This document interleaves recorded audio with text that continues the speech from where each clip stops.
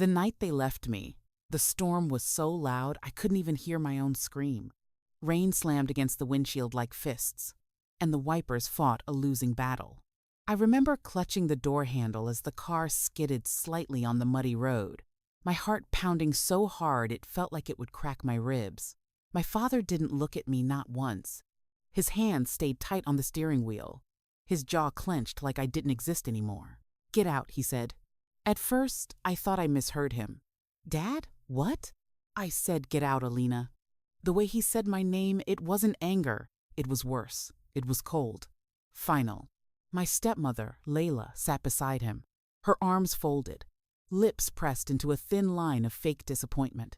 She didn't even try to hide the satisfaction in her eyes. And in the back seat, her daughter Sara was quietly crying. Or pretending to. "She stole from me," Sara whispered, her voice trembling just enough to sound believable. I trusted her. My stomach twisted so violently I thought I might throw up. "I didn't. I swear. I didn't take anything." But my voice sounded weak, small, like it didn't matter. "You've always been jealous of her," Laila added, shaking her head like she was tired of defending me. "We tried to treat you like family, Alina. But this is too much." Family. That word almost made me laugh. I had lived in that house for 8 years, ever since my real mother died. 8 years of being tolerated, not loved.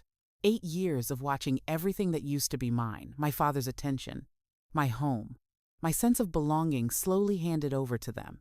And now, I was being thrown away. "In this weather?" I begged, my voice cracking as thunder roared above us.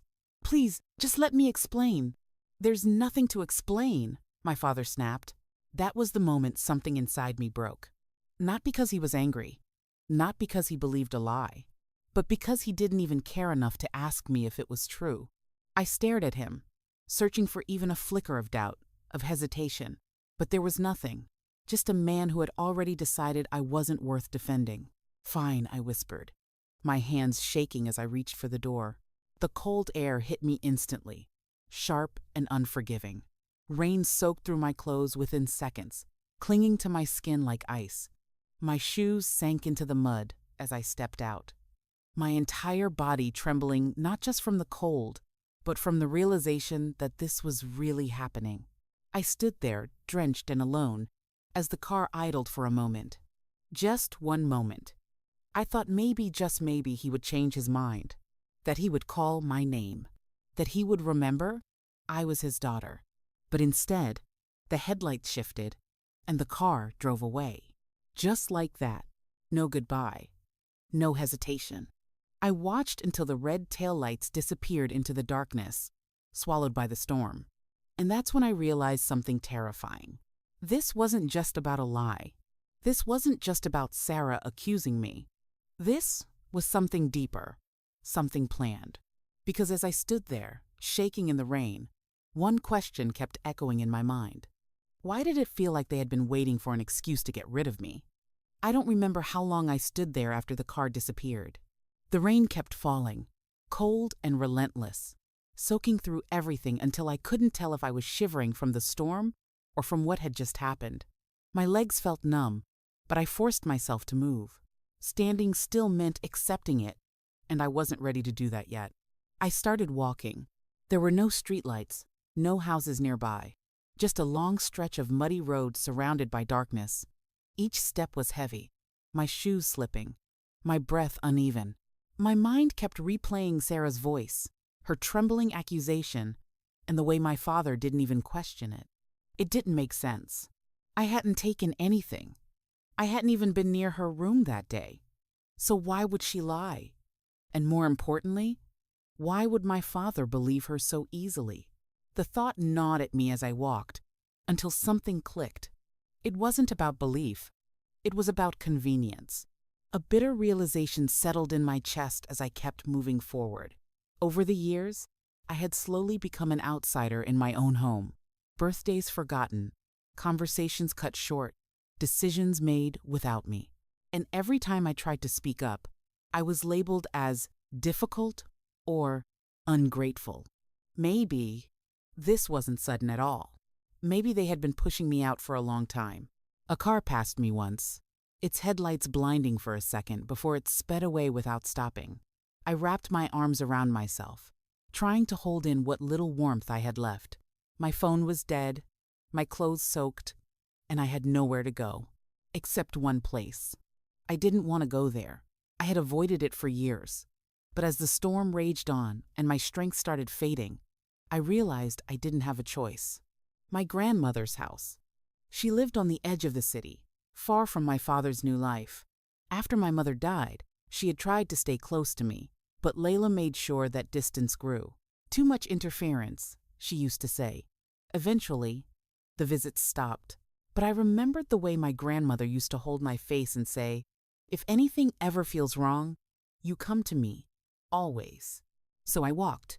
By the time I reached her street, the storm had softened into a steady drizzle. My legs ached, my body felt like it was shutting down, and I could barely keep my eyes open. But when I saw the faint yellow light glowing from her window, something inside me pushed forward. I knocked. Once, twice, then the door opened. Her eyes widened the second she saw me. "Alina?" That was all it took. The moment I heard my name and her voice, warm, shocked, real, everything I had been holding back shattered. I broke down right there on her doorstep, my body collapsing as sobs tore through me. She didn't ask questions. She just pulled me inside, wrapped me in a blanket, held me like I was still her little girl. Hours later, after I had changed into dry clothes and sat with a cup of tea trembling in my hands, I finally told her everything. Every word, every accusation, every moment of silence from my father that hurt more than anything else. She listened quietly, her face growing more serious with each detail. When I finished, the room felt heavy, like the truth had settled into the walls. "I didn't steal anything," I whispered again, my voice breaking. "You believe me, right?" She reached across the table and held my hand tightly. "I know you didn't." Relief flooded through me, but it didn't last. Because her expression didn't soften, if anything, it grew, worried. "Alina," she said slowly, choosing her words carefully, "there's something you need to understand." A chill ran through me, sharper than the storm outside. "What do you mean?" She hesitated. And in that pause, something inside me tightened. Because suddenly, I wasn't just afraid of what had happened. I was afraid of what I didn't know yet. My grandmother took a deep breath, her grip on my hand tightening slightly. "That house, your father's house," she said quietly, "it was never supposed to belong to them." My heart skipped. "What are you talking about?" Her eyes met mine, filled with something I hadn't seen before regret. "It was left to you, Alina," she said. "By your mother." The room went completely still. "What?" "The house, the land, everything," she continued, her voice steady but heavy. "Your mother made sure of it before she passed. Legally, it's yours. Always has been." I stared at her, my mind struggling to catch up. That couldn't be true. If it was, then why had I been treated like a guest? Why had my father acted like everything belonged to them? And then another thought hit me. A darker one, slowly. I felt my stomach drop. "Does Dad know?" I asked. My grandmother didn't answer right away, but the look on her face told me everything. And suddenly, the storm outside didn't feel like the worst thing that had happened that night. My grandmother's silence was louder than any answer. I felt it settle deep in my chest, heavy and suffocating. My father knew. He had always known. And yet, he let me grow up in that house, like I didn't belong there. "Why?" I asked, my voice barely above a whisper. "Why would he do that to me?" My grandmother sighed, leaning back in her chair as if the weight of the truth had finally caught up with her. "Because after your mother passed, things changed quickly. Your father, he wasn't the same man anymore." I clenched my fists in my lap. That much I already knew. "But this isn't just about him changing," I said. This is something else." She nodded slowly. "It is." There was a long pause before she stood up and walked toward an old cabinet in the corner of the room. I watched her carefully as she unlocked it and pulled out a worn folder, its edges slightly bent with time. I didn't want to show you this like this, she said softly, bringing it back to the table. But maybe I should have, a long time ago. My heart started racing again. She placed the folder in front of me. Open it. My hands hesitated for a second before I reached forward and flipped it open. Inside were documents, official ones. Stamped, signed, legal. I scanned the first page, and the words blurred for a moment before they came into focus. Property transfer deed. My name was there. Alina Rahman. Owner? My breath caught in my throat. It's real, my grandmother said quietly. Everything I told you, it's all documented. Your mother made sure the house would legally pass to you when you turned 18. I am 18, I whispered. Yes, she said. You turned 18 2 months ago. 2 months. A cold realization crept over me. Slow and devastating. 2 months ago, everything started getting worse. Sara suddenly became colder. Laila started picking fights over nothing. My father grew more distant than ever, avoiding conversations, avoiding eye contact. And now I was standing in the rain, thrown out of my own house. They didn't just want me gone, I said, the words forming slowly as the truth began to take shape. They needed me gone. My grandmother didn't interrupt. They couldn't keep pretending the house was theirs if I was still there, I continued, my voice shaking. So they made sure I looked like the problem. Tears blurred my vision, but I forced myself to keep going. The accusation, it wasn't random, it was planned. The room felt colder, even though I was wrapped in a blanket. They framed me, I said. The words sounded unreal, too cruel to be true. But everything was starting to connect in a way that made my stomach turn. My grandmother closed her eyes briefly. I was afraid of that. Anger started rising inside me, slow at first, then all at once. It burned through the sadness, the confusion, the helplessness. They didn't just take my home, I said, my voice growing sharper. They took my father too. And somehow, that hurt more. I pushed the folder away, standing up abruptly. I need to go back. No, my grandmother said immediately. I froze. What? You're not going anywhere tonight. I can't just sit here, I snapped, my emotions spilling over. They're in my house right now, acting like I don't exist, like I never did. And if you go back like this, she interrupted firmly, you'll give them exactly what they want. Her words hit harder than I expected. I stopped. They've already painted you as unstable as a thief, she continued, her tone calm but firm. If you storm back in there without proof, without preparation, they'll twist it against you. I hated that she was right. My hands trembled as I ran them through my damp hair, pacing the room. So what am I supposed to do? Just let them get away with it? No, she said quietly. You fight, but you fight smart. I looked at her, my chest rising and falling rapidly. You have something they didn't expect, she added. The truth. And now, the documents. My gaze slowly drifted back to the folder on the table. For the first time since the storm started, something inside me shifted. Not fear, not sadness.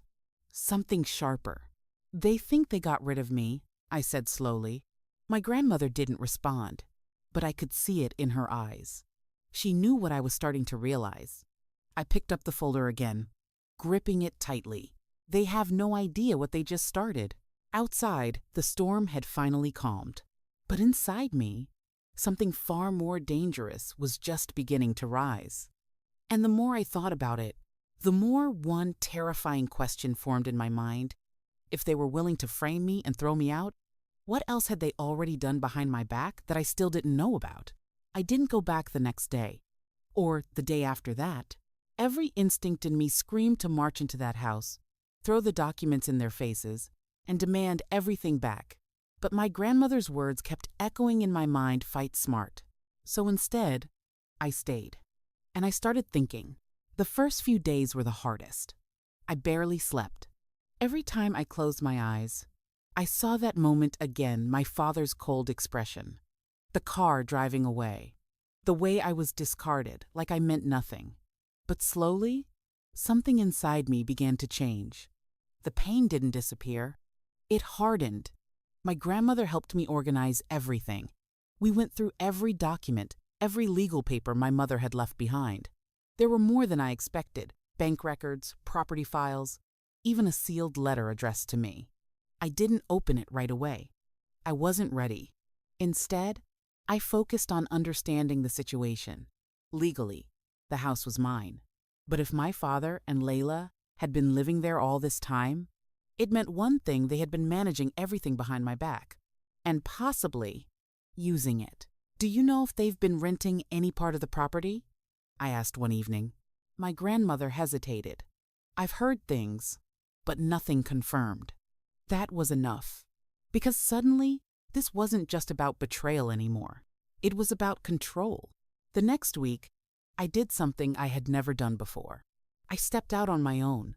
I found a small legal office in the city, nothing fancy, but reputable enough. My hands were steady when I walked in, but my heart wasn't. This wasn't just paperwork. This was me stepping into a version of myself I had never been forced to become before. Stronger, colder, aware. The lawyer, Mr. Hassan, was a middle-aged man with sharp eyes and very little patience for nonsense. He went through the documents slowly, flipping each page with careful attention. The silence stretched. Then he leaned back in his chair. "Well," he said, "this is very clear." I held my breath. "You are the legal owner of that property. No question." Relief hit me, but it didn't last long. "However," he continued, steepling his fingers, "there's something else you should know." My stomach tightened. "What?" He slid one of the papers toward me. "This account," he said, pointing at a section I hadn't paid much attention to before. "It's tied to the property's income." I frowned. "Income?" "Yes," he said. "From what I can see, parts of the land have been leased, possibly even developed." My pulse quickened. "That's not possible," I said. "I would know if something like that happened." He gave me a look, not unkind, but direct. "Would you?" The question hit harder than I expected, because the answer was no. I wouldn't. Not if everything had been hidden from me. Not if I had been deliberately kept in the dark. "They've been making money," I said slowly, the realization creeping in like poison, "off something that doesn't even belong to them." Mr. Hassan nodded. "And if that's the case, then we're not just dealing with a property dispute." I looked up at him. "What are we dealing with?" His voice was calm. "Fraude." The word settled heavily between us. Fraude. Not misunderstanding. Not family conflict. Akrimi. My chest rose and fell slowly, as everything started to align in a way that made my blood run cold. This wasn't just about pushing me out. This wasn't just about control. They had been benefiting from my silence, from my ignorance, for years. "I want everything uncovered," I said, my voice steady despite the storm building inside me. "Every transaction, every contract, everything they've done." Mr. Hassan studied me for a moment, then gave a small nod. "That won't be a quick process." "I'm not in a hurry anymore," I replied. And I meant it, because, for the first time, I wasn't reacting. I was planning. Days turned into weeks. I started working with him closely, gathering records, tracing financial activity, building a case piece by piece. It was exhausting, but it gave me something I hadn't felt in a long time: control. And then, one afternoon, everything shifted again. Mr. Hassan called me into his office, his tone more serious than usual. "There's been a development," he said. My heart skipped. "What kind of development?" He placed a file in front of me. I opened it, and the moment I saw the name on the first page, my entire body went still. Not my father. Not Laila. Someone else. Someone I never expected. My fingers tightened around the paper as a cold wave of realization hit me. "That's impossible," I whispered. But it wasn't. And if this was true, then everything I thought I understood about that night, the accusation, the storm, the betrayal, was only part of a much bigger plan. The name on the file was Sara's. Not as a victim, not as a witness, but as a co-signer. I stared at the document, my vision narrowing as the details sank in. Lease agreements, payment records, signatures. Over and over again her name, right beside my father's. This has to be wrong, I said, my voice barely holding together. She's just a student. She's not just a student, Mr. Hassan interrupted gently. Not anymore. I looked up at him, my pulse racing. These contracts go back over a year, he continued. She's been involved in managing parts of the property, collecting payments, authorizing agreements. My grip on the paper tightened. So the crying, the trembling voice, the accusation, it wasn't just manipulation. It was strategy. She needed me out, I whispered, more to myself than to him. They all did, but she played the biggest role, because she knew the truth about the house. And she knew that as long as I stayed, none of this could legally hold. She set me up, I said, my voice turning colder with every word. Not just to hurt me, but to protect everything they've been doing. Mr. Hassan didn't deny it. And that was enough. For a moment, I just sat there, staring at the documents, letting it all settle. The betrayal from my father had already cut deep. But this was something else. This was calculated. And something inside me shifted completely. Not just anger, clarity. They thought I'd disappear, I said slowly, that I'd stay quiet, or be too broken to fight back. Mr. Hassan leaned forward slightly. What do you want to do? I met his Gaza. I want everything back, I said. Legally, publicly, completely. And for the first time, I wasn't asking. I was deciding. The process moved faster than I expected after that. Legal notices were sent. Financial audits were initiated. Contracts were challenged. And for the first time in years, the power dynamic began to shift. They couldn't ignore me anymore. They couldn't pretend I didn't exist. A week later, I returned to the house. Not as the girl they threw out into the storm, but as the rightful owner. The gates opened slowly as I stepped inside. My heart steady, my expression calm. The same house stood in front of me, but it felt different now. Smaller, less intimidating.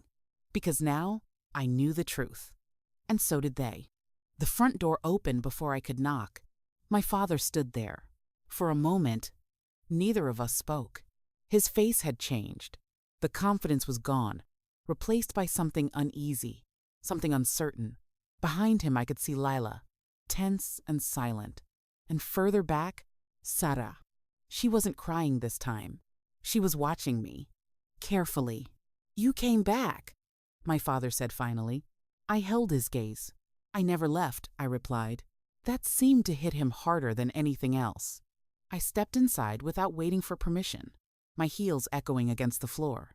The same floor I had walked on for years, thinking it wasn't mine. But it was. It always had been. We received the notice, Laila said, trying to keep her voice steady. There must be some misunderstanding. There isn't, I cut in calmly. Silence filled the room. I placed the documents on the table between us, the same way my grandmother had done with me. Everything you've done is documented, I said. The leases, the payments, the signatures. My eyes shifted to Sara. The lies. Her expression faltered for just a second. That was all I needed. You framed me, I continued, my voice unwavering. You pushed me out, so you could keep control of something that was never yours. No, my father said quickly, stepping forward. Alina, listen. No, I said, louder this time. He stopped, because for the first time, I wasn't the one being silenced. You don't get to explain now, I said, my voice sharp but controlled. You made your decision that night. You chose not to believe me. The memory flashed between us. The storm, the door, the silence, and now, I added quietly, I'm making mine. The room felt heavy, like everything was about to collapse. What do you want? Sara asked suddenly, her voice tight. I looked at her, really looked at her, at the girl who had stood behind fake tears while my life fell apart, and I realized something. I didn't need revenge the way I thought I did, because the truth was already enough. I want you out, I said simply. All of them froze. This house is mine, I continued. Legally. Completely. You have no right to stay here. My father's face went pale. Alina, we're your family. No, I said. And this time, it didn't hurt. You were, I corrected. Once. Silence. Heavy. Final. You have 7 days, I said. After that, I proceed legally. No anger. No shouting. Just certainty. I turned and walked toward the door, feeling their eyes on me, their shock, their fear. But I didn't look back, because I didn't need to anymore. As I stepped outside, the air felt different from that night. Clear, still, and for the first time in a long time, I felt like I could breathe. But just as I reached the gate, a voice stopped me. Alina. I paused. It was my father. Slowly, I turned. There was something in his expression now, something I hadn't seen in years. Regret and desperation. There's something you don't know, he said. My eyes narrowed slightly, because after everything, after all the lies, the betrayal, the truth, I had already uncovered, I wasn't sure I was ready to hear anything else. But something in his voice made me stop.